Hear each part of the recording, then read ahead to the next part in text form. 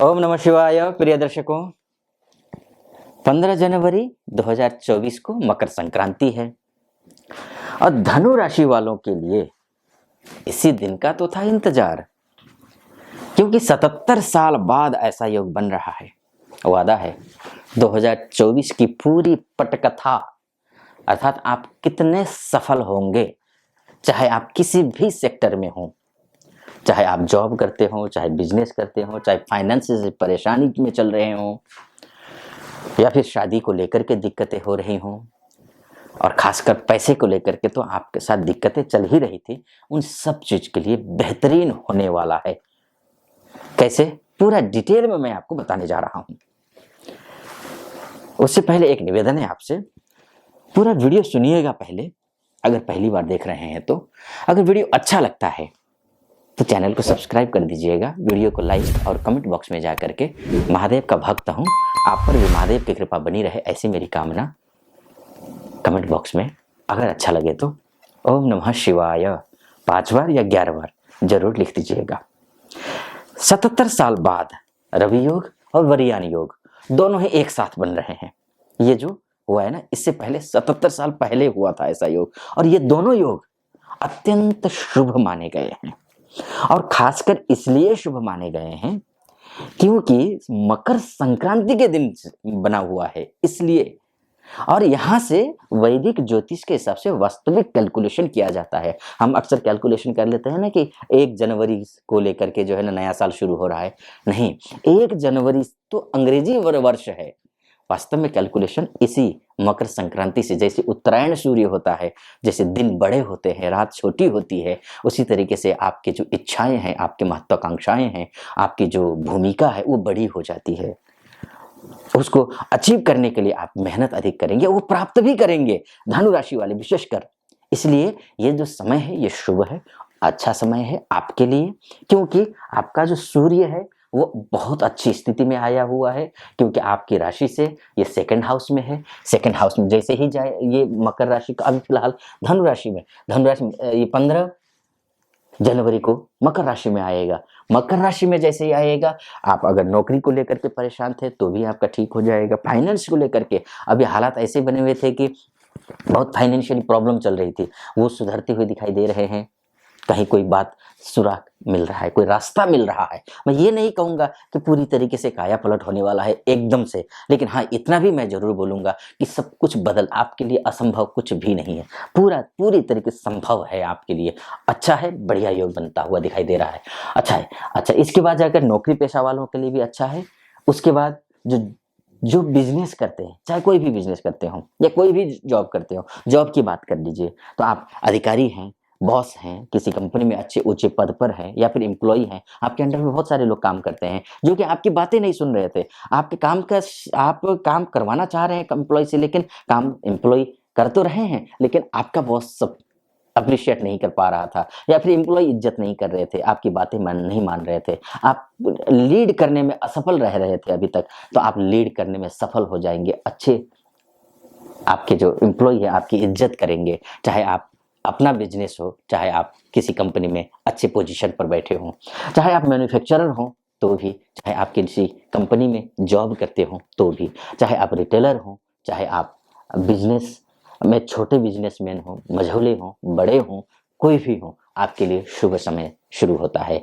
किसी भी कोई भी बिजनेस आप करते हो, अगर आप खासकर उनके लिए जो सुरक्षा विभाग से जुड़े हुए हैं, चाहे आईटीबीपी में है, बीएसएफ में है, पुलिस विभाग में है, नेवी में है, वायुसेना में है, इन हर क्षेत्र में जो आप हैं उनके लिए शानदार अद्भुत समय दिखाई दे रहा है ये। और एक बार और मैं आपको बताऊंगा, एक और बहुत अच्छा वीडियो लेकर के मैं आऊंगा।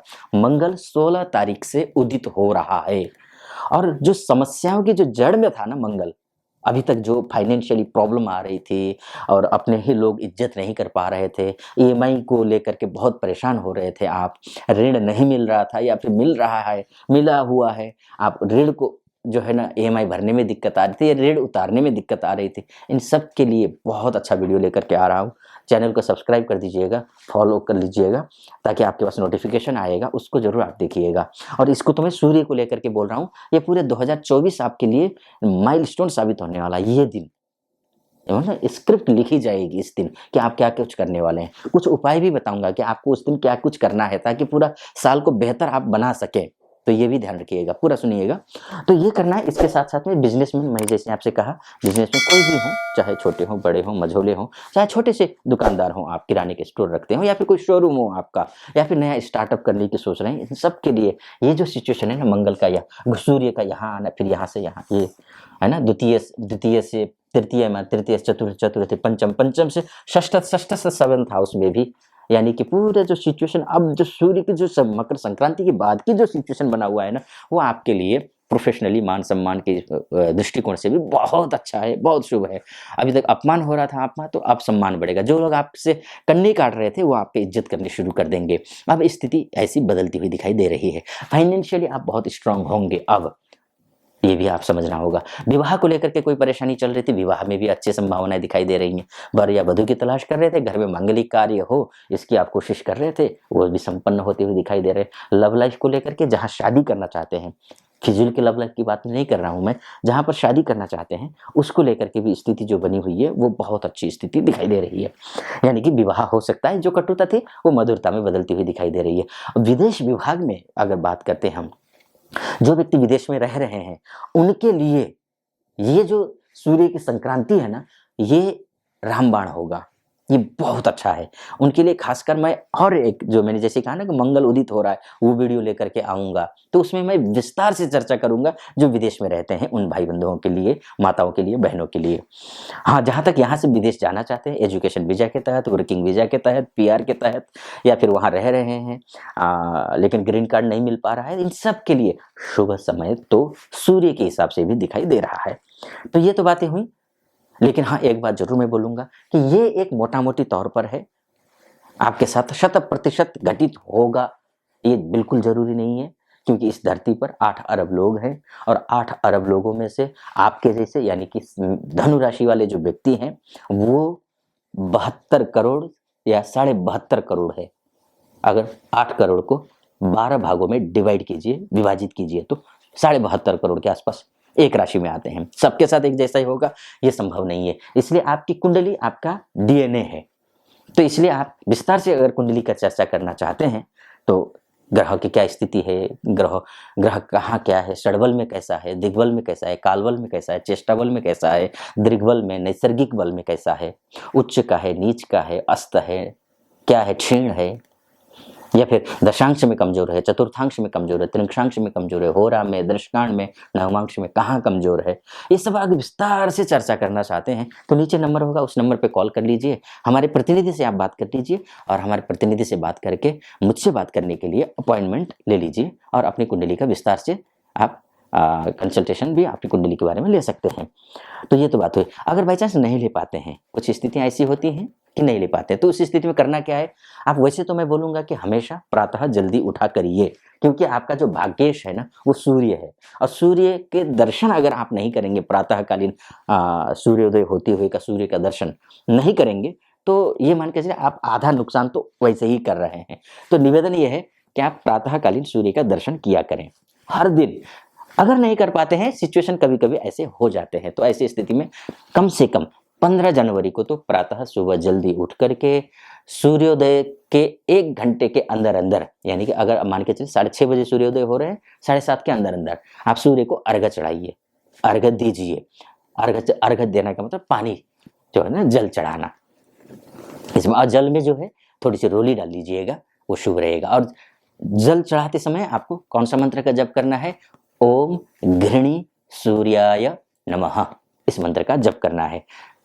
कम से कम, मैं तो फिर से वो दोहराऊंगा आपको कि प्रातः जल्दी तो उठना ही है, साथ में मांस मदिरा इत्यादि के सेवन तो नहीं करना है। नॉनवेज कम खाइए, मत छोड़ सके तो छोड़ दीजिए, अन्यथा कभी कभी मजबूरी हो जाती है। जो विदेश में रह रहे हैं वो कभी कभी थोड़ा सा हो जाता है, ऐसा खाना पड़ता है, उनको मजबूरी होती है, तो खाइए, कम खाइए।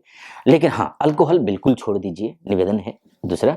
और हाँ, अगर ये लाइफ टाइम के लिए है, लेकिन संक्रांति के दिन कोशिश करिए प्याज लहसुन भी ना खाएं, तामसी भोजन ग्रहण न करें, और संक्रांति के दिन ही आपको तिल गुड़ या खिचड़ी का दान करना शुभ रहेगा। दान करिए भी और खाइए भी, ये भी ठीक रहता है। अगर आपकी कुंडली में पितृदोष है, कई बार होता क्या है कि असफलता का कारण पितृदोष भी होता है। अगर ऐसा है तो पितरों का तर्पण कीजिए उस दिन, तो ये भी शुभ रहता है। पितृदोष दूर होता है, पितृदोष शांत होता है, खत्म होता है और पितरों की आत्मा को शांति मिलती है ऐसा करने से। कई जगह है मीठे चावल खाने का भी प्रावधान है, खाते हैं। जैसे बिहार साइड जाएंगे, ये पूर्वांचल में जाएंगे, मीठे चावल में जो है थोड़ा सा मेवा डालेंगे, तो मतलब खीर जैसा बना करके खाते हैं। बहुत अच्छा है, स्वास्थ्य के लिए अच्छा है, बहुत अच्छा भी लगता है, मीठा भी होता है, बहुत आनंद आता है खाने में। और उसके बाद अब राजस्थान की तरफ, मध्य प्रदेश की तरफ इधर जाएंगे तो तिल के लड्डू के साथ साथ में जो है कद्दू भी, जो है मीठे कद्दू, वो खाने का भी प्रावधान है। तो ये कर सकते हैं। बहुत सारे उपाय होते हैं करने के लिए, लेकिन सबको सभी नहीं करना है। कुछ इसमें से जो बोल रहे हैं आपकी कुंडली, कभी कभी क्या होता है कि आप ही लोग में से जो कुंडली देखकर मेरे वीडियो देख करके मुझे कॉल करते हैं, मैं उनसे पूछता हूँ क्या उपाय कर रहे हो, तो कुंडली में जो उपाय नहीं करना चाहिए ना उनको कुंडली के हिसाब से, वो भी उपाय वो कर रहे होते हैं, तो मतलब बनता हुआ काम भी बिगाड़ लेते हैं। तो ये भी एक होता है। तो इससे सब नहीं करना है, लेकिन हाँ, जो मैंने संक्रांति के दिन खाने के लिए कहा वो जरूर खाना।